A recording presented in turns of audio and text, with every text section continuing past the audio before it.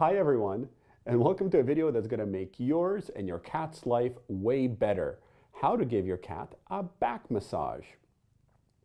Yes, Mr. Pirate, the very famous and very notable and very shoulder catty senior citizen, will help me in making this video, because of course he's the main beneficiary of my cat massaging skills. But before we go on, please remember to squish that subscribe button and pet that bell notification icon so that you can see more of these helpful videos. Oh, and please do hit like and share this video with anyone who you think may benefit from the knowledge of how to give their cat a back massage. So obviously a massage is different from petting. And right now I'm petting Mr. Pirate, and I could give him a massage right here, but I'm going to demonstrate how to do it with him sitting down in front of me, because of course not everybody's cat is a shoulder cat. And also because he's currently sitting on my microphone. So I think moving him is going to make it a little bit easier for you guys to hear what I'm saying. So Mr. Pirate, let us say hello to the audience. Rawr. There you go. Today's video is sponsored by PetSafe Self-Scooping Litter Box. If you don't like scooping litter, it works really well. It's an automated litter box that me and the guys have been testing intensively over the past month. These guys love watching the litter box work. It's actually been Claudia's favorite toy over the last couple of weeks. She'll use it and then she'll literally sit there and stare down at it and wait for the rake to come across. And it works as advertised. We pretty much didn't have to scoop anything for a few weeks, which was quite a relief. I don't really mind scooping the litter box, but it works fantastic. It comes with one proprietary kitty litter, which is remarkably odor absorbent. So you just load it up and they pee in there, they poo in there, and you basically don't know about it. And it's kind of cool because it also comes with a disposable base, so that after about a month, it says 2 weeks for 2 cats, but these guys have been using it for like 5 weeks and it's still going strong. You just let it do its thing, let these guys do their thing, and then when time comes to change it, you just replace the entire bottom of the box, put a new cartridge in, put some fresh litter in, and then you're good to go again. So a really nice functional automated litter box that is really good at odor control and really good at limiting the amount of interactions you have with the litter. So highly recommended, and thank you very much PetSafe for sponsoring this video. Now we'll get into the nitty-gritty of how to give a cat a back massage. So like we talked before, we're going to start with the general. So big strokes with a whole palm along the back. Basically just pet him a little bit. And then we're going to make big contact with the whole hand along his lumbar spine. Get a little pet on the back of the head to reassure him that nothing terribly stressful is happening. Hey, little guy. Hey. Yes. So just moving the whole back of the hand along his lumbar spine, just very lightly, massaging all the way down. So remember, we're going from the general to the specific and from light to strong. So again, I'm making kind of this motion with my whole hand right along his back. And we're going to try the other side as well in a little bit. And you see Mr. Pirate kind of knows something is going on, but he's mostly okay with it. And then once his back's warmed up, we're going to get a little bit more specific. See, he's giving me little licks, telling me that he appreciates my work here. So now I am using kind of my fingers and thumb to put a little bit more pressure and work a little bit deeper into the muscles running along his lumbar spine. So cats and dogs have 7 vertebrae that make up the lumbar spine right along here. And we want to eventually get down to working each little segment. Now, you saw how Mr. Pirate's skin twitched when I ran my finger along there. That's called the panniculus reflex, and it's a normal reflex in all quadrupeds that basically compensates for the fact that they have a hard time scratching their back with their palm or with their hand. It's meant to get rid of flies and any burrs and any other bothersome thing that might touch them on the back. So you elicit it with light feathery touches.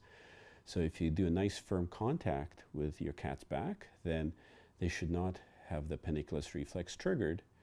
And since it irritates them, and the goal here is to relax the cat, we probably don't want to do that. So now we're going to really get in there just with the fingertips, again, keeping pressure appropriately light for cats, and work on every little one of those 7 segments. Oh, there's a good stretch. Oh, Pirate's really digging this now. So I'm just working into all those little segments, moving the muscles around gently, helping them relax, getting the blood flowing. And you see Pirate is highly appreciative of what's happening here. Now, as I mentioned before, on a younger, zippier cat, there may be a limited amount of time that they really want this to happen, and then they're gonna get overexcited and just run off, and that's okay. You know, we let the cat tell us how long they want their back massage to last. But Mr. Pirate is pretty much into this, and I know that from previous experience that I can do this for quite a long time, and he's just gonna bliss out and enjoy his back rub. So again, now I'm using my fingertips to really get into those thick strips of muscle either side of his spine. I'm making sure I'm not pressing anywhere on the bone. And I can feel those little muscles. Sometimes I can feel little knots in Pirate's back, and I can feel those muscles relaxing now. And I think this is going to make him a lot more comfortable for the rest of the day. We often do this in the morning while I'm getting ready for work to limber up this little man for his day. Oh, that's pretty good, isn't it, sir? And I work my way right down to where his pelvis starts. And then we run out of muscle. And now, just to finish up, I can go back to the general. So again, use my whole palm. Just gonna give him a little squishing, a little squelching, a little back massage. And they're gonna shed quick. Cats will shed quite a bit when you do this. So that's usually I have to brush off all the spare hair after a little back rub. And now we're just gonna roll Pirate over his other side. Roar, just like that. And just so you guys can see my hand, again, whole hand motion, just like that. And he's licking my arm to let me know that this is pretty awesome. Get rid of that spare hair. So whole palm contact, and then fingers, just the fingers and thumb is still a fairly broad configuration. And then when we really get into it, just fingertips and thumb, just like that. And we can really work into those muscles.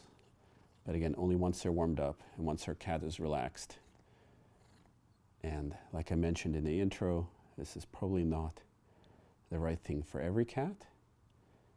Certainly some cats will take personal offense at you doing this and either give you a whack with the paw or run off, and that's okay. They're allowed to not want to have a back massage. But for some cats, this is just fantastic, isn't it, Mr. P? Yes, that is definitely the seal of approval.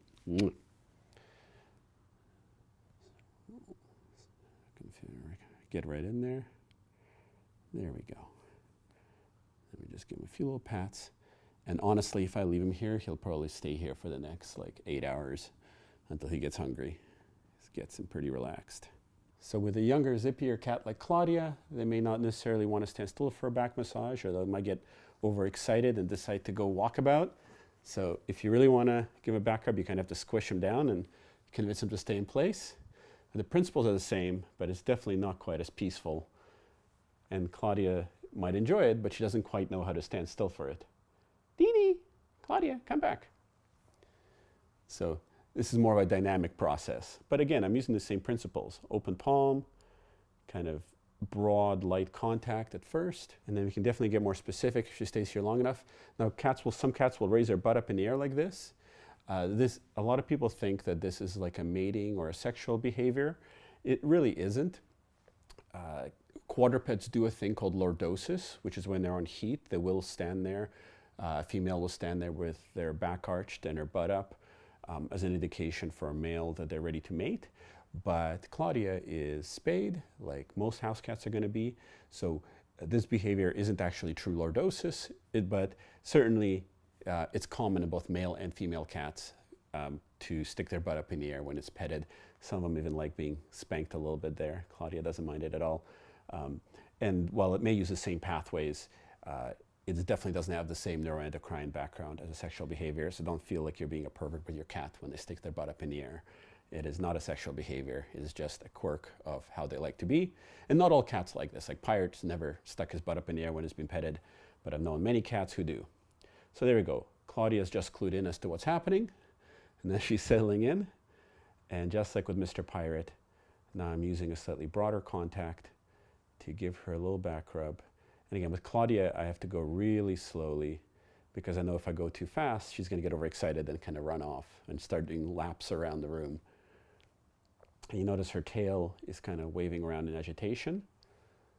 Cats do twitch their tail when they're kind of excited. She's pretty excited that something interesting is happening right now, but this is not an aggressive behavior. I'm not really worried that she's going to get annoyed with me, but you do have to kind of learn to read your cat. So what I would suggest is that when you're doing this to your cat, if the tail starts twitching, you might want to stop, kind of reassess the situation, and then kind of go slowly along in increments and just see how much they will tolerate from you.